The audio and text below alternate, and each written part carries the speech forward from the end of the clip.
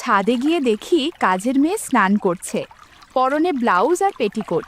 আমার পাশ দিয়ে যাবার সময় ফিসফিস করে বলে গেল, আমি ওপাশের ঘরে যাচ্ছি, ওখানে একবার আসবেন দাদাবাবু। তার কিছুক্ষণ বাদেই আমি চুপি চুপি সেখানে গেলাম। ঘরে ঢুকতেই যা দেখলাম আমার চোখ ছানা বড়া হয়ে গেল। আমার নাম সুমিত, আমার বয়স 40 বছর। আমি একটি প্রাইভেট প্রতিষ্ঠানে ম্যানেজারের পদে চাকরি করি। আমার বেতন প্রায় ভালোই ছিল। আমি বিবাহ করেছি প্রায় 10 বছর হতে চলল। আমার বিয়ে 10 বছর হলেও আমার কোনো সন্তান হয়নি। 5 বছর আগে চাকুরি সূত্রে একটি মফস্বল এলাকায় থাকতাম। জায়গাটা শহরের মতো উন্নত না হওয়ার কারণে ওখানে কোনো ডেয়ারি ছিল না, তাই কোনো রকম প্যাকেটের দুধ পাওয়া যেত না। তবে কিছু খাটাল ছিল, যেখান থেকে মেয়ে বউরা বাড়ি বাড়ি গাভীর দুধ সরবরাহ করত। তেমনই এক বৌদি রোজ আমাদের বাড়িতে আসতো। তার নাম পিয়ারি। পিয়ালি যদিও আমার চেয়ে বয়সে ছোটই ছিল, তবুও আমরা তাকে বৌদি বলেই চিনতাম ও ডাকতাম। পিয়ালির বয়স 30 বছরের মধ্যেই ছিল, কিন্তু দেখতে খুব সুন্দর। প্রায় 5 ফুট 4 ইঞ্চি লম্বা ও ফর্সা ছিল, যা সচরাচর ওদের সমাজে দেখা যায় না। গাছের বাতাবি লেবুগুলো বেশ বড় আর সুস্বাদু। পিয়ালি সবসময় পুরনো শাড়ি আর হালকা রঙের ব্লাউজ পরে কাজে বের হয়। ও যখন কলস আর বালতি নিয়ে রাস্তা দিয়ে হেঁটে যায়, তখন পাড়ার সবাই তাকিয়ে থাকে। পিয়ালির প্রতি সবার একটা টান আছে। সবাই তাকিয়ে থাকলেও পিয়ালি খুবই সরল মনে হেঁটে যায়। যতদূর জানি ওর স্বামী অন্য শহরে কাজ করে, সপ্তাহে একবার বাড়ি আসে। মাস তিনেক আগে ওর একটা সন্তান হয়েছিল, যাকে শাশুড়ির কাছে রেখে ও গাভীর দুধ বিক্রি করতে বের হয়। সকালের দিকে সবার বাড়িতে গাভীর দুধ সরবরাহ করে পাড়ার কয়েকটা বাড়িতে ঝাড়ু মোছা, রান্না বান্না, বাসন মাজা ইত্যাদি কাজ করে। একদিন পিয়ালি আমাদের বাড়িতে কাজ করতে এসে জিজ্ঞেস করলো, দাদা, বৌদি বাড়ি নাই নাকি গো? আমি বললাম, না গো, ও বাপের বাড়ি গেছে, আমি বাড়িতে একাই আছি। পিয়ালি বলল, দাদা, আমি সারাক্ষণ কাজ করে খুব ক্লান্ত হয়ে পড়েছি। তুমি যদি কিছু মনে না করো, আমি কি তোমার ঘরে একটু বিশ্রাম করতে পারি? ওর কথা শুনে মনে মনে বললাম, এই তো সুযোগ, এটার অপেক্ষায় ছিলাম। এতে পিয়ালির সাথে কিছু সময় গল্প করা যাবে। আমি বললাম, বৌদি, তুমি কি বলছো? এটা তো তোমারই বাড়ি, তুমি ঘরে এসে পাখার তলায় যতক্ষণ ইচ্ছে বিশ্রাম করো। পিয়ালি আমার ঘরে পাখার তলায় মাটিতেই বসে পড়ল। আমি বললাম, না না বৌদি, তুমি সোফায় হেলান দিয়ে বিশ্রাম করো। পিয়ালি বসতে চাইছিল, তবুও আমি জোর করে ওকে সোফায় বসালাম। পিয়ালির শাড়ি অগোছালো হয়েছিল, পাখার বাতাসে বারবার উঠছিল, কিন্তু সেদিকে ওর খেয়াল ছিল না। ও শুধু পাখার বাতাস নিচ্ছে, আর আমি ওর সামনের সোফায় বসে আছি। পিয়ালি বলল, দাদা, কি দেখছো, কিছু বলবে নাকি? আমি বললাম, না মানে, তুমি সারাদিন কত কাজ করো তাই ভাবছি। ও বলল, কি আর করার দাদাবাবু, কাজ করেই আমার সংসার চলে। স্বামী ভবঘুরে টাইপের, কোনো রকম কাজকর্ম করে আমার টাকাই ঘুরে বেড়ায়। রাতে লাল পানি খেয়ে দেরিতে বাড়ি ফেরে, একটুও সময় দেয় না। কোনো রকমে চলছে দিনকাল। আমি জিজ্ঞাসা করলাম, এই পাড়ায় আর কার কার বাড়িতে কাজ করো বৌদি? ওই যে তোমাদের বাড়ির 5 বাড়ি পরে সেনবাবুর বাড়ি আছে না, ওই তো তার বাড়িতে কাজ করি। বুড়োর বউ গত হয়েছে 2 সপ্তাহ হলো। আমি যখন কাপড় কাচি, তখন বুড়ো মাঝে মাঝে আমার দিকে তাকিয়ে থাকে। অনেকটা অস্বস্তির সাথে কাপড় মেলে দিতে হয় রোদে, কিন্তু আমার কিছু করার নেই, কারণ বুড়ো বেশি টাকা দেয়। ভবঘুরে স্বামীকে চালাতে হয়, তাই কিছু করার নেই, সব সহ্য করতে হয় মুখ বুঝে। বুড়োর ছেলে মেয়ে দুটোই দিল্লি মুম্বাই থাকে, আর বুড়ো রিটায়ার্ড করে বাড়িতে থাকে আর সারা দিন বসে থাকে। এই বুড়ো মাঝে মধ্যে কী সব সিনেমা দেখে বলার মতো না। আমার তো কাজ করার সময় কেমন যেন অনুভূতি হয় ওই সব সিনেমা দেখলে। আমি না বুঝার ভান করে বললাম, কোন সিনেমা? বৌদি বলল, হায় ভগবান, এখন আপনাকেও বোঝাতে হবে নাকি কোন সিনেমা? পরে বুঝিয়ে বলবো, এখন যাই গে, অনেক কাজ আছে। পিয়ালি কাজ করতে চলে গেল, আর আমি বাইক ওয়াশ করতে উঠানে চলে গেলাম। বাইক ওয়াশ করতে করতে বেলা বেজে গেল 12:30। ভাবলাম, ঘরে পিয়ালি হয়তো ঝাড়ু মোছা করছে, তাই ছাদে গিয়ে একটু রিফ্রেশমেন্ট করা যাক। সিঁড়ি দিয়ে উঠে ছাদের মেন দরজার কাছে যেতেই পানি পড়ার শব্দ পেলাম। ভাবলাম, ব্যাপার কি, পানি পড়ছে কোথা থেকে? মোটর তো ছাড়া নেই, কোথাও লিকেজ টিকেজ হলো নাকি আবার? বিষয়টা দেখার জন্য পানির ট্যাঙ্কির কাছে যাব, এমন সময় যা দেখলাম তাতে আমার চোখ ছানা বড়া। দেখি পিয়ালি স্নান করছে, পরনে ব্লাউজ আর পেটিকোট, শাড়ি ছাদের দড়িতে রাখা। আমি আরেকটু কাছে যেতেই আমাকে খেয়াল করলো এবং চমকে গিয়ে নিজেকে আড়াল করলো। আমি বললাম, কি যে করিস না তোরা, বাথরুম থাকতে কেউ ছাদে স্নান করে নাকি? আমার রুমের সাথে অ্যাটাচড বাথরুম আছে, সেখানেও যেতে পারতি। পিয়ালি বলল, আসলে দাদাবাবু অনেক গরম পড়েছে, তাই ভাবলাম ছাদে এসে স্নান সেরে একবারে বাড়িতে যাব। পিয়ালি কথা বলছিল, আমি গাছের বাতাবি লেবু দেখছিলাম। কি যে মহা মুশকিলে পড়ে গেলাম বুঝতে পারলাম না। তাড়াতাড়ি কর বলে নিচে চলে গেলাম স্নান করতে। আমি যথারীতি স্নান করছি, ছাদের কথা ভাবতে ভাবতে খেয়ালই করিনি যে আমি দরজাটা লক করতে ভুলে গেছি।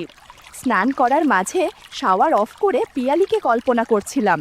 তখন হঠাৎ পিয়ালি বালতি রাখার জন্য আমার বাথরুমে চলে আসে। কি একটা অবস্থা! এমন সময় চলে আসায় আমি হচকিয়ে গেলাম। এদিকে পিয়ালি দ্রুততার সাথে বলল, আসলে আমি এই বালতিটা রাখতে এসেছিলাম দাদাবাবু। আর কোনো কথা না বলে সোজা বাইরে চলে গেল। আমি তাড়াতাড়ি স্নান শেষ করে বের হলাম। ড্রেস আপ করে পিয়ালিকে ডাক দিলাম। পিয়ালি আসলো। তাকিয়ে দেখি ও কিছুটা হাসছে। আমি বললাম, হাসছো কেন? পিয়ালি বলল, না মানে এমনি। আমি বুঝতে পেরেছি ও হাসছে কেন। আমি বললাম, একটু আগে ছাদে তোমাকে দেখেছিলাম, সেটা শোধ নিলে বুঝি? তোমার মনে কোনো কিছু হচ্ছে নাকি? পিয়ালি দেখি কোনো কথা বলে না, কি যেন চিন্তা করছে গভীরভাবে। আমার পাশ দিয়ে যাবার সময় ফিসফিস করে বলে গেল, আমি ওপাশের ঘরে যাচ্ছি, ওখানে একবার আসবেন দাদাবাবু। তার কিছুক্ষণ বাদেই আমি চুপি চুপি সেখানে গেলাম। ঘরে ঢুকতেই আমি যা দেখলাম, আমার হাড় হিম হয়ে গেল। পিয়ালি আয়নার সামনে দাঁড়িয়ে কেমন যেন করছে। আমাকে দেখে এতটুকুও ইতস্তত করল না। মুচকি হেসে বলল, দাদা, আমার এখানে কি যেন একটা পোকা বসেছে, খুব ব্যথা করছে, একটু দেখো তো। আমি পিয়ালির কাছে গিয়ে লক্ষ্য করলাম ওর ডান পাশে পিঁপড়ে বসেছে, তাই এক জায়গায় একটু লাল হয়ে আছে। আমি ইয়ার্কি মেরে বললাম, ইস তাই নাকি? ও বলল, জায়গাটা ভালো করে দেখো কি কি হয়েছে। পিয়ালির ইশারা বুঝতে পরে আমি বললাম, ব্যথা কমানোর মলম লাগিয়ে দিচ্ছি, এখনই ব্যথা কমে যাবে।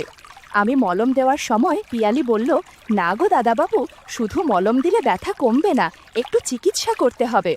আমি বললাম, প্রাথমিক চিকিৎসার কাজ আমি ভালো জানি, তুমি চুপচাপ এখানে বসে পড়ো, এরপর দেখছি কি করা যায়। আমি গাছের বাতাবি লেবু খেয়ে চিকিৎসা শুরু করলাম। বন্ধুরা, কিছু ঘটনা ইউটিউবের কড়া নিয়মের কারণে সরাসরি বলা যাচ্ছে না। তোমরা কমেন্টে দেয়া লিংক থেকে আমার ওয়েবসাইট ভিজিট করো, সেখানে একদম খোলামেলা গল্প দেয়া আছে। কিছুক্ষণ পর অফিস থেকে ফোন আসলো। কোনো উপায় না পেয়ে মাঝপথেই ফোন রিসিভ করলাম। এদিকে পিয়ালির চোখে মুখে বিরক্তির ছাপ। একটু পর ফোন রাখার পর বললাম, আজ মনে হয় তোমার চিকিৎসা করা ভালো করে হবে না, অন্য দিন দেখতে হবে। তুমি চাইলে তোহসেনবাবুর চিকিৎসা নিতে পারো।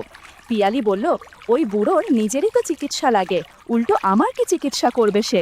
পিয়ালির কথা শুনে আমার খুব হাসি পেল। আমি বললাম, আচ্ছা তুমি কিন্তু চুল ছেটে নিও, অনেক চুলের কারণে আমি কিছু খুঁজে পাচ্ছিলাম না। পিয়ালি হেসে বলল, দাদা, আমরা গরিব, তাই আমাদের জিমে যাবার প্রয়োজন বা সামর্থ্য নেই। তাছাড়াও আমাদের দামি জামাকাপড় ব্লাউজ পরার বিলাসিতা করার সামর্থ্য নেই। হালকা জামাকাপড়েই আমাদের ভালো মানায়, তাতেই মানুষ আমাদের সৌন্দর্যের দিকে তাকিয়ে থাকে, আলাদা একটা টানা আছে। বড়লোকের বউ মেয়েদের মতো ক্রিম অথবা দামি রেজারের ব্যবহার করার সময় বা পয়সাও আমাদের নেই, তাই আমাদের চুল বেশি থাকে। এই চুলে আলাদা আনন্দ আছে, তোমাকে একদিন ঠিক দেখাবো। আমি বললাম, ঠিক আছে, বুঝেছি, একটা উপায় আছে। তুমি যদি রাজি থাকো তাহলে দুপুরবেলায় কোনো এক অজুহাতে আমার বাইকে তোমায় আমার এক বন্ধুর বাড়ি নিয়ে যাব। সেখানে আপাতত কেউ নেই, সেখানে তোমার চিকিৎসা করব। তখন যা দেখানোর তুমি আমাকে দেখিও কেমন? পিয়ালি মুচকি হেসে বলল, দাদা, আমি রাজি আছি। তুমি বেরোনোর সময় আমায় একটা ফোন করে দেবে, তাহলে আমি একটু দূরে গিয়ে তোমার বাইকে উঠে পড়ব। দুপুরের দিকে বাইকে নিয়ে বেরিয়ে পড়লাম। পিয়ালি বাইকের পেছনে বসেছিল আর খাওয়া খাচ্ছিল। আমি আর থাকতে পারছিলাম না, এভাবে আর কতক্ষণ বসে থাকা যায়? কিছুক্ষণের মধ্যে আমরা সেখানে পৌঁছে গেলাম। পিয়ালিকে বললাম, তোমার চিকিৎসা কিন্তু লম্বা সময় ধরে চলবে। ও বলল, কোনো সমস্যা নেই, দাঁড়া রাত পোহালেও আমি কিছু মনে করব না, যে কোনো পরিস্থিতি আমি সামাল দিতে পারি। এরপর আর কথা বাড়ালাম না। প্রায় 4 ঘন্টা যাবৎ পিয়ালির চিকিৎসা করলাম। এই 4 ঘন্টায় সারা ঘরে শুধু চেঁচামেচির শব্দ পাওয়া যাচ্ছিল। কপাল ভালো যে কেউ ছিল না এই বাড়িতে। পিয়ালিকে বললাম, এখন রোগ ঠিক হয়ে যাবে, কোনো চিন্তা করো না। পিয়ালি খুঁড়িয়ে খুঁড়িয়ে বাড়ি থেকে বের হলো। এরপর বাইকে করে পিয়ালিকে বাড়িতে নামিয়ে আমিও সোজা বাড়িতে চলে গেলাম। এর মাঝে আমার স্ত্রীর চোখ ফাঁকি দিয়ে পিয়ালির সাথে কিছু সময়ও কাটিয়েছি। সমস্যা হলো, পিয়ালি আরও কয়েকজনের বাড়িতে কাজ করে বলে আমাদের বাড়িতে বেশি একটা সময় থাকে না। সেই কবে অন্য 2 বাড়ি থেকে ছুটি পেলে আমাদের বাড়িতে বেশিক্ষণ কাজ করে।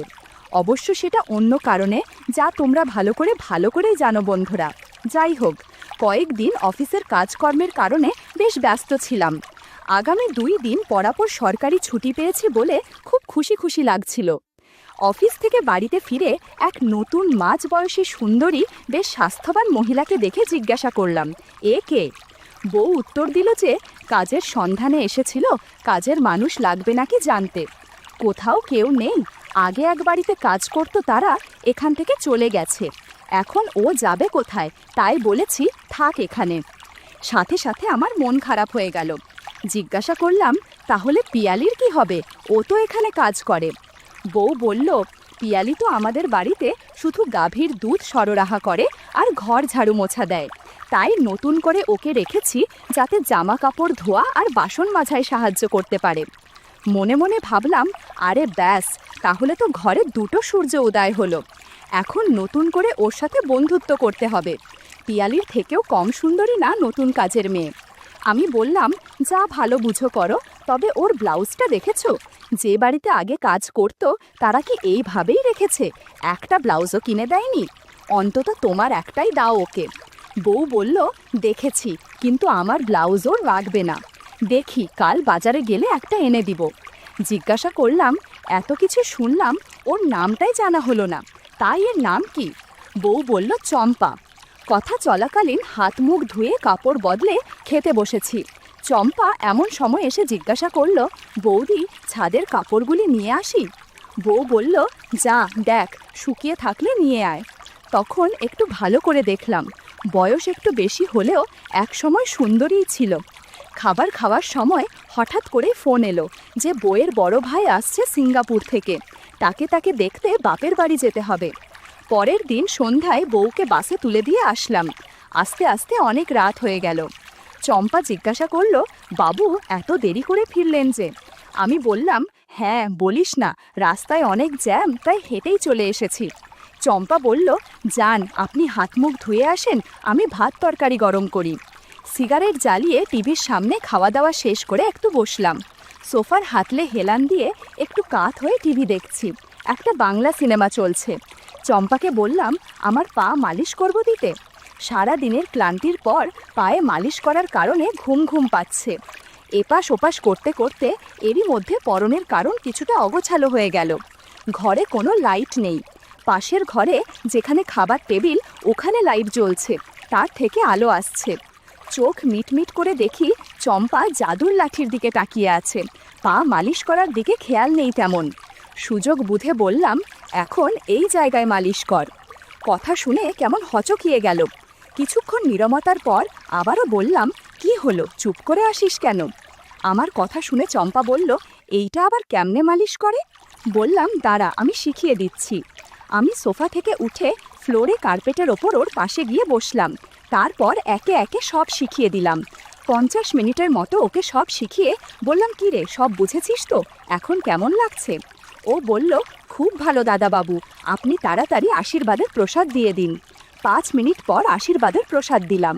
আমু ফিস করে জিজ্ঞাসা করলাম, এই গুপ্তবিদ্যার কথা কাউকে বলিস না, তুই না বললে অনেক বকশিস পাবি। আরও জিজ্ঞাসা করলাম, আগে যে বাড়িতে কাজ করতি সে বাড়ির কেউ বকশিস দেয়নি? চম্পা বলল, রোজ না হইলেও 2 বা 3 দিন পর পরই বকশিস দিত। আগের বাড়ির বৌদি খুব কড়া, আপনার বউয়ের মতো নরম স্বভাবের না। তবে ওই বৌদি চাকরি করে, যখন বাড়িতে উনি থাকতো না, তখন বাবুমশাই অনেক আশীর্বাদ করত, প্রসাদ খাইয়ে দিত। একদিন বউকে লুকিয়ে আমায় একটা দামি ব্লাউজ আর পেটিকোট উপহার দিয়েছিল। কাজের মাঝে যদি এরকম উপহার পেয়ে আমার খুবই ভালো লাগছিল। ও পাড়ার গৌতম নতুন বিয়ে করেছে, বউ বেশ সুন্দরী। বেটা সব সময় নতুন বউয়ের সেবা যত্ন করত, আদর করত। বেচারি নতুন বউ আমার সামনে লজ্জা পাচ্ছে, কিন্তু গৌতম ওর বারণ কিছুতেই শুনছে না। সারা মাস খাটাখাটুনি করার পর যা রোজগার করতাম তার চেয়ে অনেক বেশি টাকা 2-3 দিনের মধ্যেই রোজগার করে ফেললাম। কয়েকদিন বাদে দেখলাম গৌতমের বউ বাপের বাড়ি গেছে।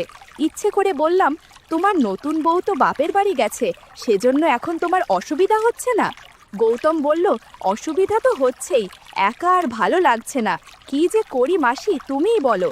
আমি বললাম, আমি তো আছি, তবে 500 টাকা দিলে তোমার সব কাজ করে দেব, আর কষ্ট করা লাগবে না।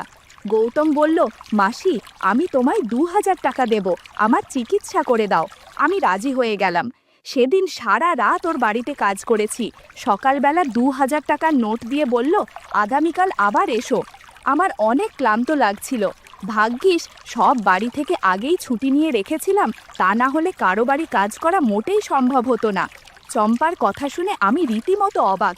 কত বাড়িতে যে কাজ করেছে তার হিসেব নেই। ওর কথা শুনে কেমন যেন অনুভূতি হলো, তাই সেই রাতে আবারও সেবা যত্ন করলাম। পরের দিন সকালে ঘুম ভাঙল সকাল 9টায়। উঠে দেখি চম্পার শাড়ি বিছানার পাশে রাখা। কোনো রকম মুখ ধুয়ে রান্নাঘরে গিয়ে দেখি ব্লাউজ আর পেটিকোট পরে মশলা বাটছে। বললাম, রান্না কত দূর? চম্পা বলল, এত দ্রুত খিদে লেগে গেল, কাল রাতের খাবারে পেট ভরেনি ঠিকমতো। আমি বললাম, না গো, তাড়াতাড়ি রান্না করো। এমন সময় কলিং বেলের শব্দ। মনে হলো পিয়ালি এসেছে গাভীর দুধ দিতে। দরজা খুলে ওকে ভেতরে নিয়ে আসলাম। আজকে পিয়ালি হাতাকাটা ব্লাউজ পরে এসেছে, শাড়ি পরেছে কোনো রকম, তবুও সুন্দর লাগছিল। চম্পাকে দেখে বলল, ইনি আবার কে? আমি বললাম, তোর বৌদি নতুন কাজের বউ রেখেছে, এখন থেকে ও এখানেই কাজ করবে। পিয়ালি বলল, যাক ভালোই হয়েছে, ঘরের যে অবস্থা তাতে মনে হচ্ছে অনেক ঝড় হয়েছে, সব কিছু এত অগোছালো কেন?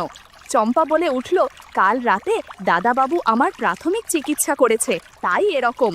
পিয়ালি আমার দিকে তাকিয়ে বলল, বাবা দাদাবাবু, তোমার তো দেখছি ভাগ্য খুলে গেছে, একবেলা আমায় আশীর্বাদ করবে আর একবেলা চম্পাদি, তাই না? আমি হো হো করে হেসে বললাম, ওই আর কি।